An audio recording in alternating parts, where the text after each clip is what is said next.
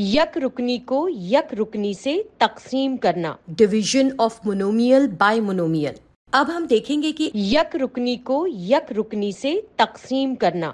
مثال 1، 15 پی کی قوت 3 کو 3 پی سے تقسیم کرنا ہے. اس مثال میں سب سے پہلے 15 پی کی قوت 3 کو مقسوم علیہ 3 پی سے تقسیم کرنا ہے.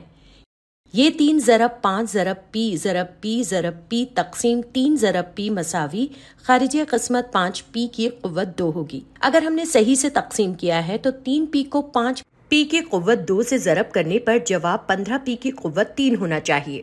یہاں خارجی قسمت 5 پی کی قوت 2 ہے اور باقی صفر ہے. اس کا مطلب یہ ہے کہ مقسوم مساوی مقسوم علیہ ضرب خارجی قسمت جمع باقی، یعنی 15 پی کی قوت 3 مساوی ہونا چاہیے 3 پی ضرب 5 پی کی قوت 2 جمع صفر کے. اس کا مطلب یہ ہے کہ 15 پی کی قوت 3 حاصل کرنے کے لیے ہمیں 3 پی کو 5 پی کی قوت 2 سے ضرب کرنا ہوگا. مثال 2، منفی 36x کی قوت 4 کو تقسیم کیا گیا منفی 9x سے. اس مثال میں منفی 36x کی قوت 4 کو منفی 9x سے تقسیم کرنا ہے. منفی 36x کی قوت 4 تقسیم منفی 9x مساوی ہے منفی 9 ضرب 4 ضرب x ضرب x ضرب x ضرب x تقسیم منفی 9 ضرب x، اور یہ مساوی ہے 4x کی قوت 3 اس خارجی قسمت کے.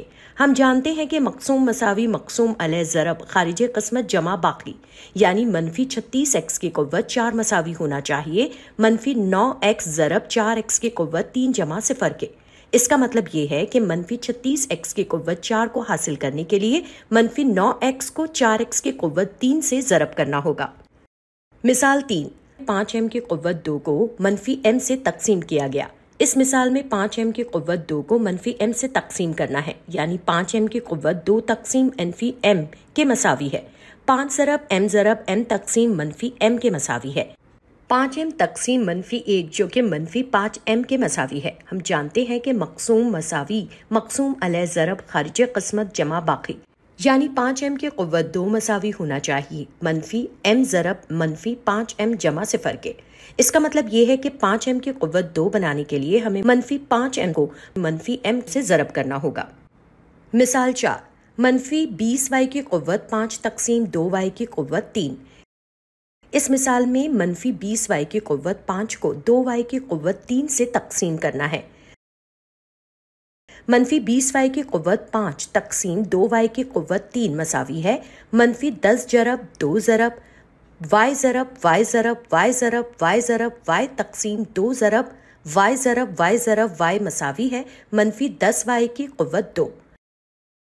ہم جانتے ہیں کہ مقسوم مساوی مقسوم علیہ ضرب خارجی قسمت جمع باقی، یعنی 20y کی قوت 5 مساوی ہونا چاہیے 2y کی قوت 3 ضرب منفی 10y کی قوت 2 جمع صفر کے. اس کا مطلب یہ ہے کہ اگر ہمیں 20y کی قوت 5 حاصل کرنا ہے تو 2y کی قوت 3 کو منفی 10y کی قوت 2 سے ضرب کرنا ہوگا.